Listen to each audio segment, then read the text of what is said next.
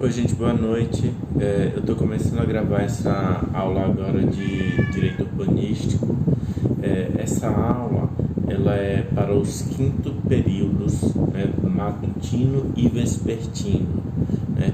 Vejam que uma das turmas, né, o quinto período 1, já iniciou a trabalhar esse tema que eu vou começar a falar agora para vocês, né, que diz respeito ao uso capião. Então, a aula, ela, na verdade, vai ser dividida em duas partes. A parte referente ao uso capião individual, que é o que já foi trabalhado na disciplina no quinto período matutino, turma 1. E a segunda parte da aula é de uso capião coletivo. Então, se você já assistiu essa aula, aguarde o vídeo em seguida, né, que vai trabalhar especificamente sobre o uso capião coletivo. Então, beleza? De qualquer maneira, aos alunos que já viram essa aula, se quiserem rever ou se perderam o dia que eu lecionei, foi justamente na segunda, antes da suspensão da aula, também fica à vontade para continuar assistindo esse vídeo. Então, esse tema ele está inserido, né, no tópico que nós estamos trabalhando em sala, né, são os instrumentos da política urbana.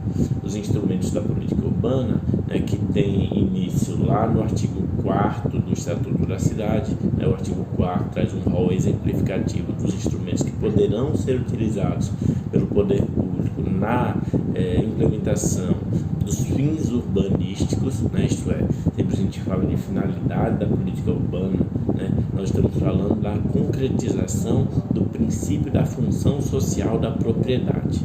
Vejam só, o artigo 4º, né, traz esses instrumentos e na lei, né, no Estatuto da Cidade, para quem não lembra, né, o Estatuto da Cidade é a Lei 10.257 de 2001. Né? Essa lei ela regulamenta o artigo 182 e 183 da Constituição Federal, que fala da ordem urbanística. Né?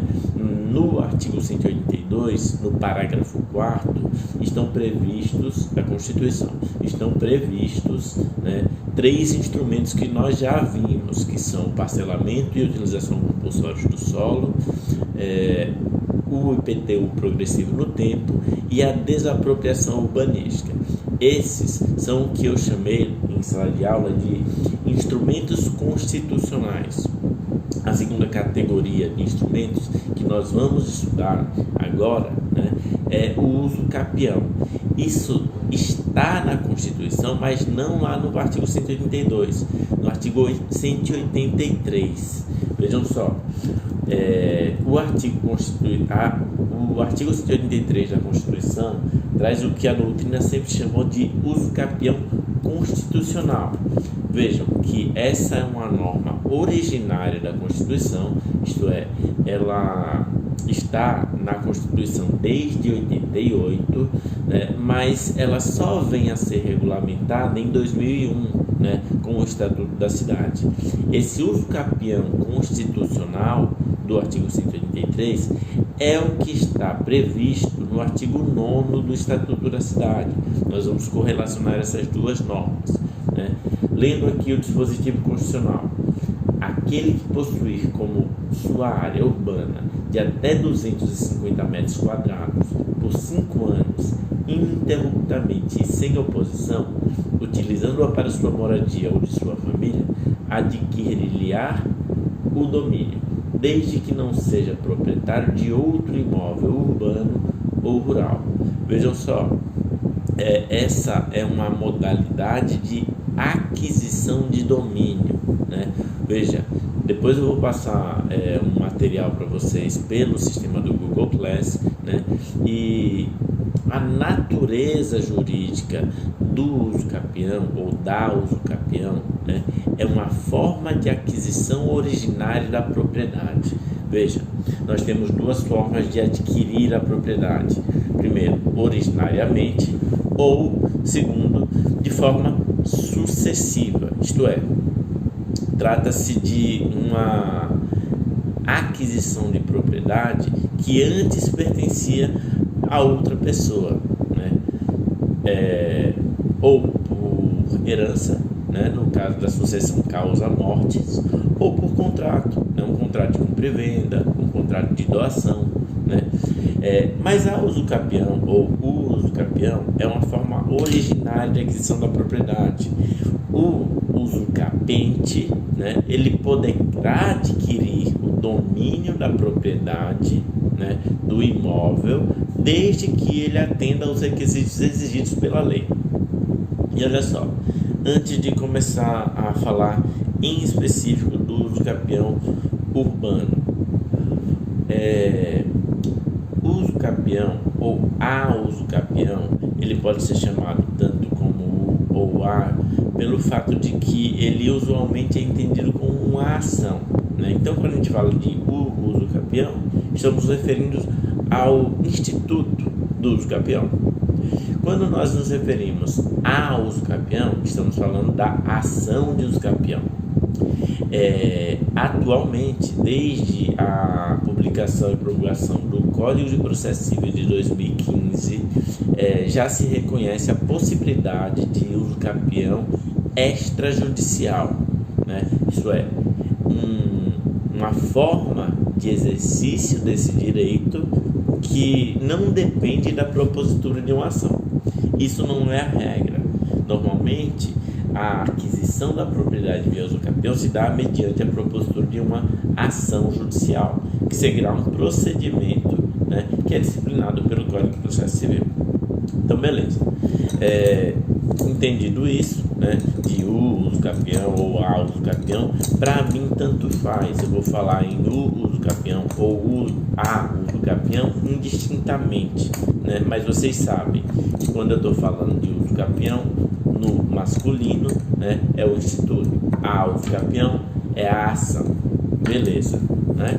Veja só, o usucapião ele já é reconhecido desde muito antes do Estatuto da Cidade, né? Por isso que o Código Civil, nos artigos 1238 e seguinte, prevê diversas modalidades de usucapião. O que eu estou dizendo é o seguinte: além do usucapião urbano, que é aquele que tem finalidade urbanística previsto lá no artigo 183 da Constituição, né, existem outras formas de exercício desse direito, né? E o Código Civil ele prevê pelo menos 3 finalidades: um usucapião extraordinário, um usucapião ordinário e um usucapião especial. Veja só, depois eu vou passar um material em slides para vocês, né? E vocês vão verificar que há uma classificação de modalidades de usucapião segundo os requisitos exigidos pela lei para a aquisição da propriedade, a aquisição do domínio, né? Veja só, vamos simplificar por enquanto e dizer o seguinte: há um usucapião extraordinário e um usucapião ordinário. O que vai diferenciar o usucapião extraordinário do ordinário é a existência de um justo título. É dizer, para que eu possa adquirir a propriedade via usucapião ordinariamente, eu devo possuir um título que comprove que eu sou o legítimo possuidor do bem imóvel, né? Esse justo título ele não pode ter sido adquirido mediante violência, né, ou má fé, né? Esse justo título ele vai legitimar a posse, né, ainda que não outorgue diretamente o direito de propriedade. Esse justo título não é a escritura do imóvel, né? Ele não outorga o direito de propriedade, né? Mas ele legitima a posse de quem a exerce pelo prazo exigido pela lei para fins de usucapião. De outro lado, a usucapião extraordinária, né, ou usucapião extraordinário, ele dispensa a existência de um justo título.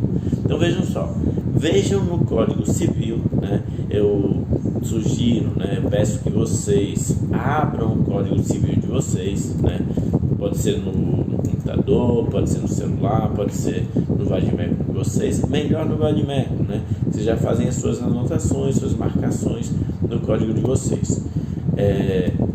No artigo 1238, né, está disciplinado os requisitos para a aquisição do usucapião extraordinário.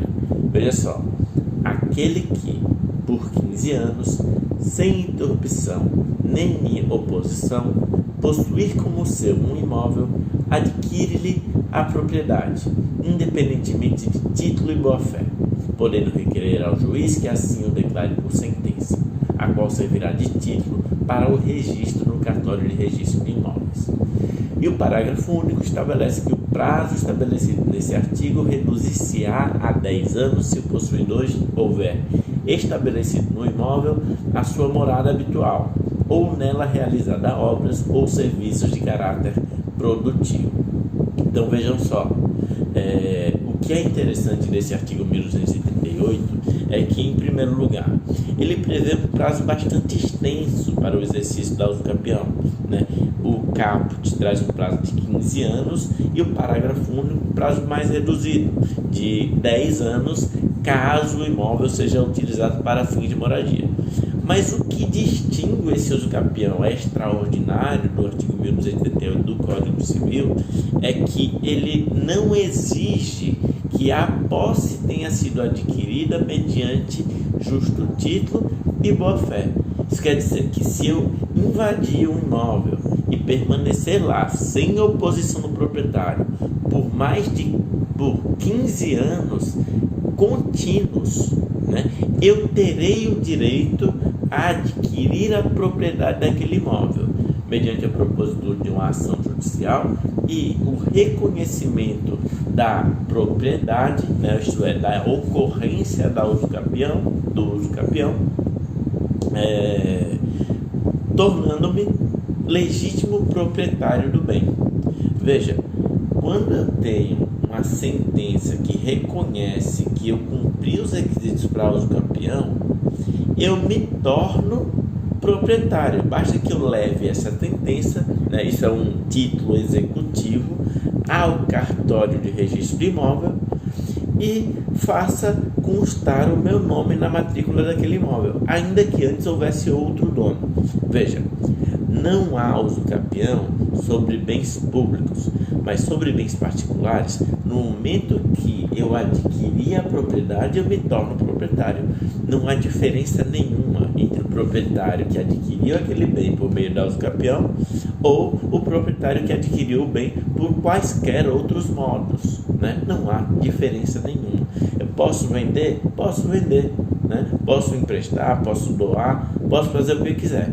A única ressalva que se faz é o seguinte: se eu já exerci o direito ao usucapião, né, eu não vou poder exercer novamente esse mesmo direito mais de uma vez, né, pelo menos no que diz respeito ao usucapião urbanístico, né. O que se protege aqui, né, são situações em que o possuidor, né, permanece no imóvel, fazendo aquele imóvel cumprir a sua função social, diferentemente do proprietário que não se opõe à permanência daquele possuidor. Entendido? Entendido, né? Veja só, esse é o usucapião extraordinário. O usucapião extraordinário só é o do artigo 1288, né? Mas prosseguindo, no próprio Código Civil, né, há outras modalidades de usucapião. E aí eu vou falar do usucapião ordinário, né? O usucapião ordinário, ele pode ser usucapião rural ou usucapião urbano. Veja só, o artigo 1239, o artigo 1239 do Código Civil, ele fala do usucapião ordinário rural. Aquele que, não sendo proprietário de imóvel rural ou urbano, possua como sua, por 5 anos ininterruptos, sem oposição, área de terra em zona rural não superior a 50 hectares, tornando-a produtiva, por seu trabalho ou de sua família, tendo nela sua moradia, adquirir-lhe-á a propriedade. Veja, aqui não é o que interessa para o direito urbanístico, mas é o direito agrário. Esse usucapião é um usucapião na modalidade ordinária, né, mas que só pode ser exercido em relação a bens imóveis rurais, não urbanos, né. Os requisitos para que eu possa exercer essa modalidade de usucapião são muito parecidos, né. A grande distinção diz respeito à área, né, ao requisito espacial, né, a área que pode ser objeto de usucapião, que nesse caso é de 50 hectares, né, e em segundo, a forma de cumprimento da função social, que é por meio da produção, né, tornando a propriedade produtiva por seu trabalho ou de sua família, tendo nela sua moradia, adquirir-lhe a propriedade. Isso é o usucapião rural previsto no artigo 1239. Já o do 1240, ele é o usucapião urbano. Veja que o Código Civil de 2002, né, é uma lei que foi promulgada em 2002, apenas um ano após a promulgação do Estatuto da Cidade. Então vejam só, o Estatuto da Cidade disciplina esse artigo, esse usucapião urbano, que é aquele que está previsto no artigo 183 da Constituição, em seu artigo 9º. E a redação do artigo 9º e do artigo 1240 do Código Civil, do artigo 9º do Estatuto da Cidade e do 1240 do Código Civil é idêntica. Aquele que possuir como sua área urbana de até 250 metros quadrados por 5 anos ininterruptamente e sem oposição, utilizando-a para sua moradia ou de sua família, adquirir-lhe-á o domínio, desde que não seja proprietário de outro imóvel urbano ou rural. Não se afobem, eu ainda vou trabalhar os requisitos para o exercício do usucapião urbano, né? Mas por enquanto eu só estou fazendo essas distinções das modalidades possíveis de usucapião. Veja que em qualquer das situações exige-se a posse do bem, né? Essa posse deve ser mansa e pacífica, porque não pode haver oposição do proprietário durante a permanência do possuidor, do usucapente no imóvel. E aí veja só, o artigo 1242 eu pulei, viu? Eu pulei o artigo 1240A e o artigo 1241, né? Para falar do artigo 1242, que também está falando de usucapião ordinário, né? Também é usucapião ordinário, é usucapião comum, né? Que praticamente não é exercido. Depois vocês vão entender por quê. Mas o artigo 1242 traz um prazo de 10 anos para a aquisição da propriedade.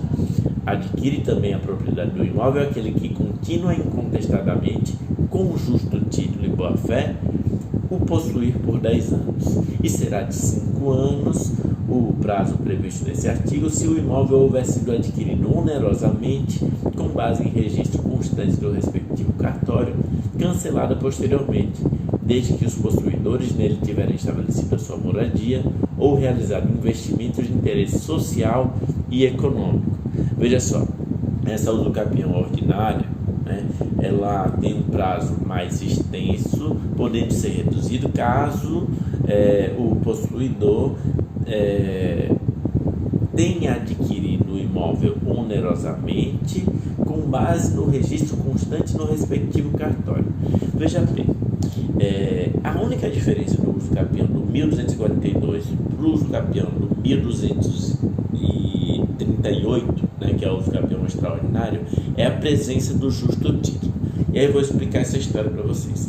Imagine o seguinte: tem um senhor, né, o João da Silva, né, que pretende me vender um imóvel situado em uma determinada região de Manaus.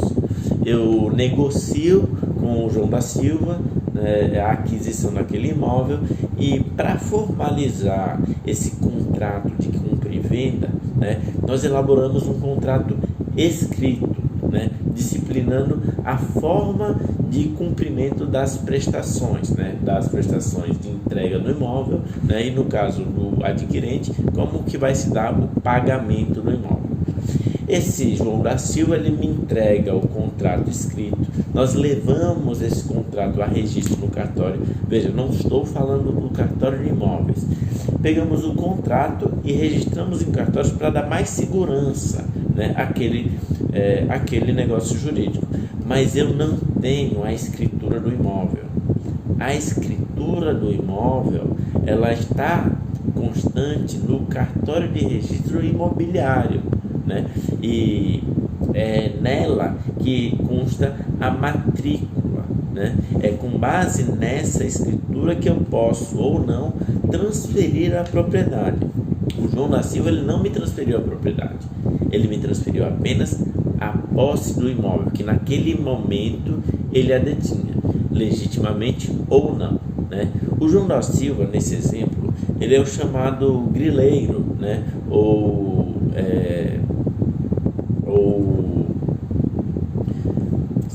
me fugiu o nome agora, mas é o grileiro, né? É o que ocupa, né, determinados espaços, determinadas áreas mais ou menos extensas e vende, ainda que não seja o proprietário, né?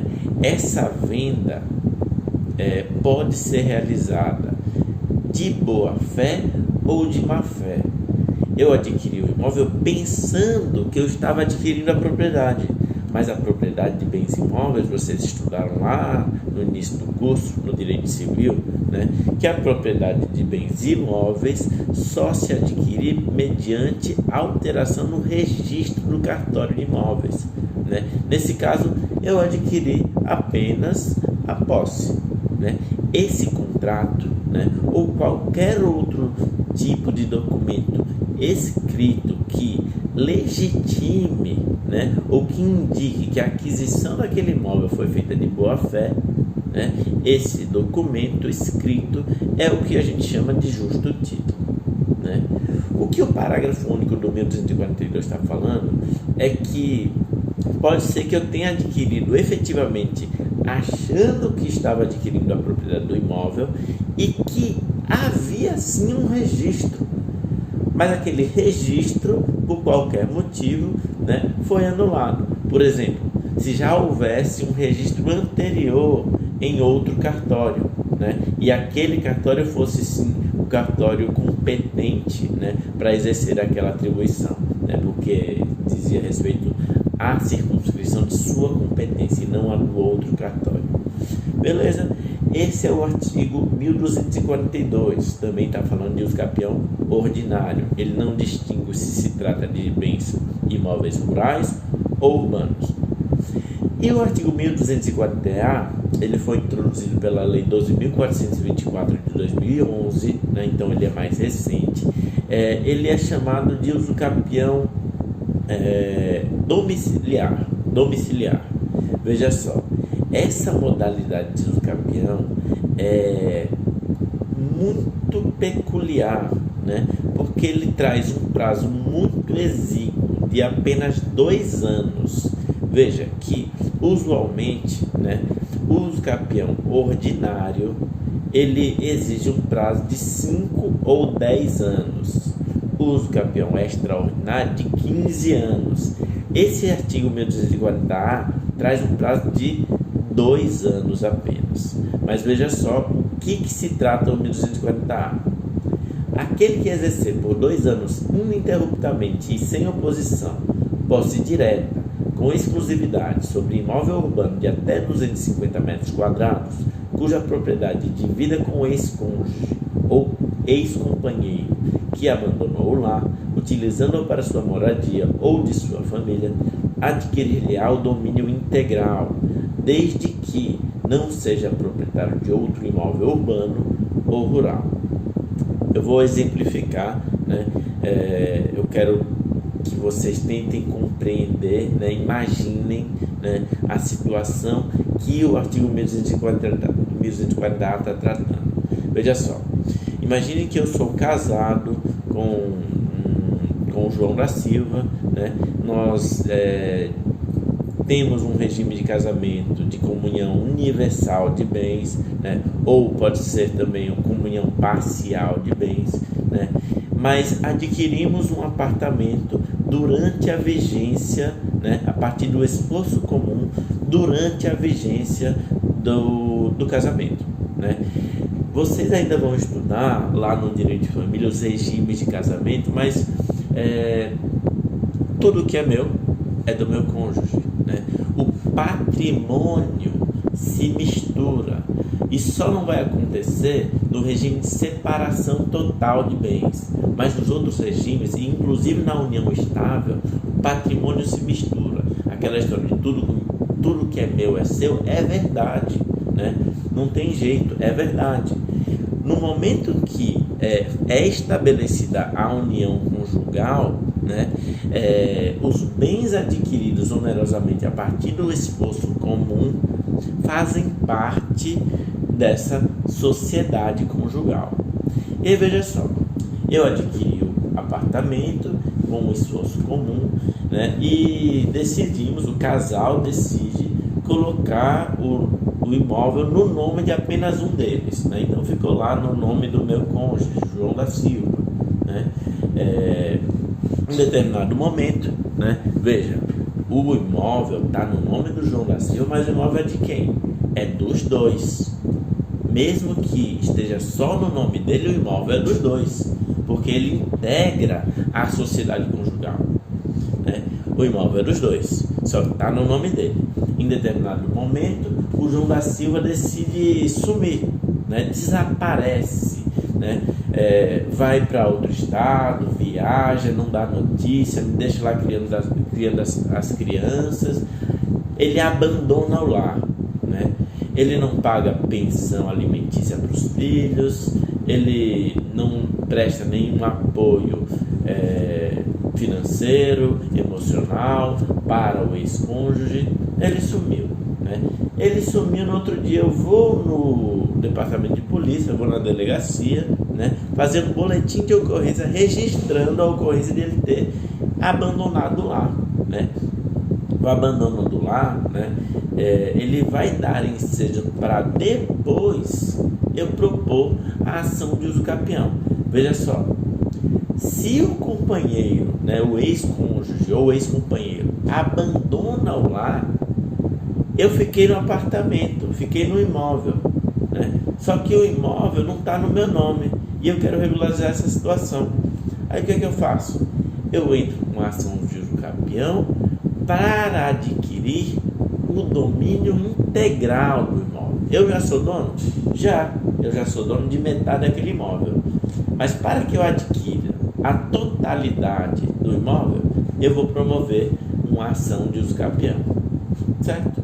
Certo. Essa ação, ela pressupõe apenas um prazo de 2 anos, né? Desde o momento em que houve o rompimento da sociedade conjugal. Tudo bem? Tudo bem. Então, beleza.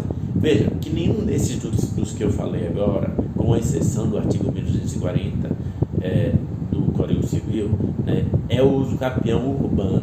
O uso capião urbano, nós vamos trabalhar a partir do artigo 9º e do artigo 9º do Estatuto da Cidade e do artigo 183 da Constituição, que eu já li com vocês, né?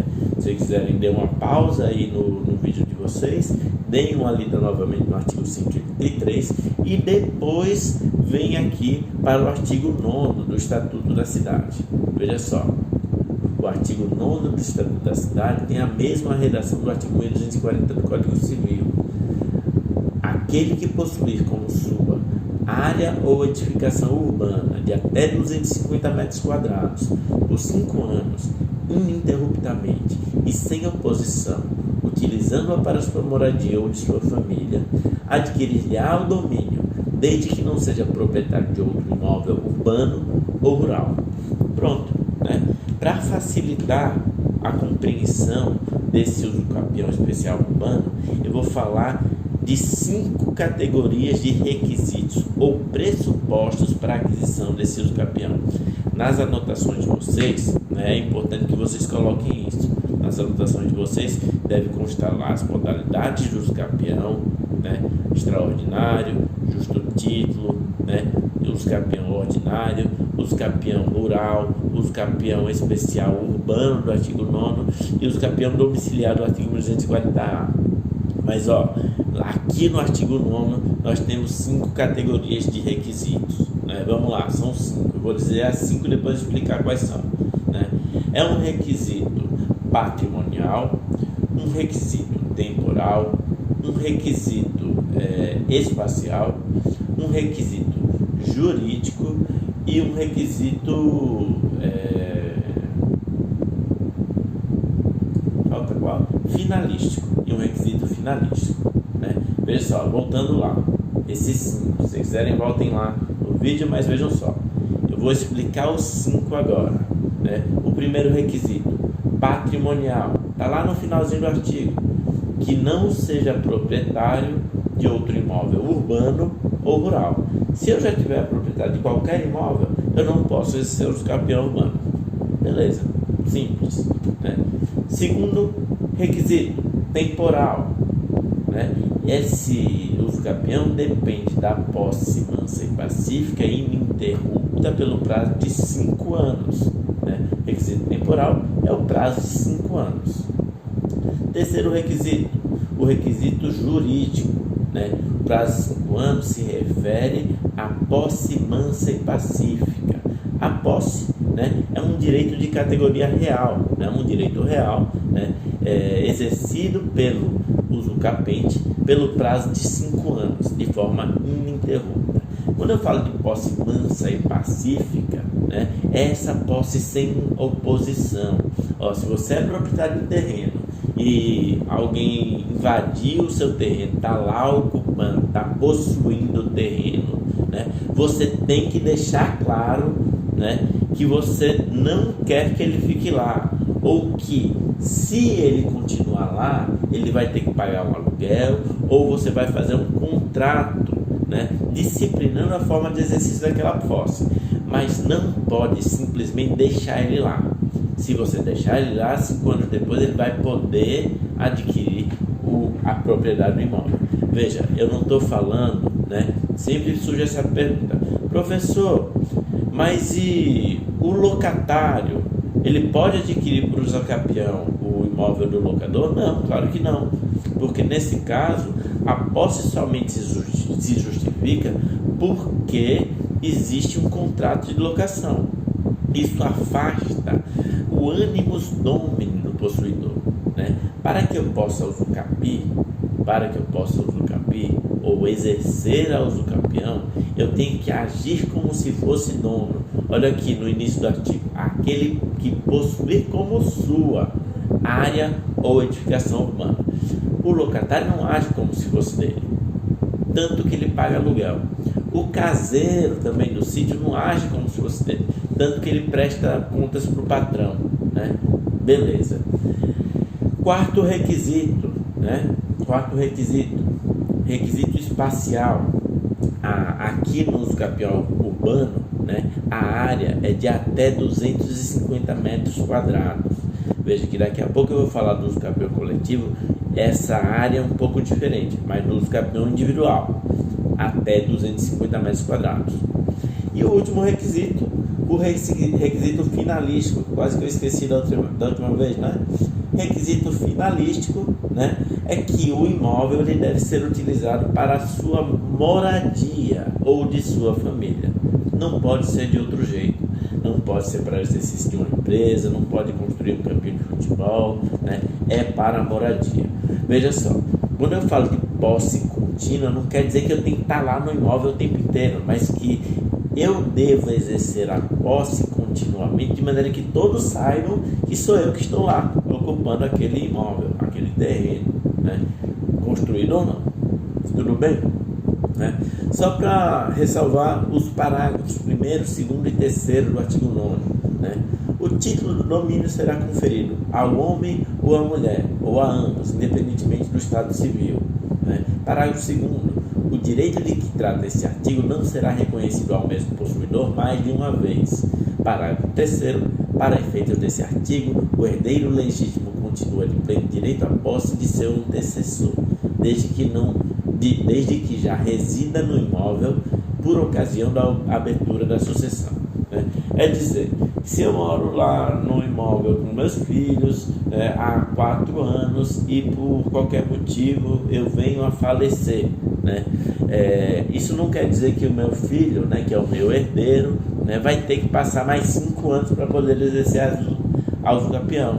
Ele vai poder aproveitar o tempo em que ele já residia, né, ou que eu já exercia a posse daquele imóvel, desde que no momento que eu morra, né, ele já estivesse morando comigo, estivesse morando naquele imóvel.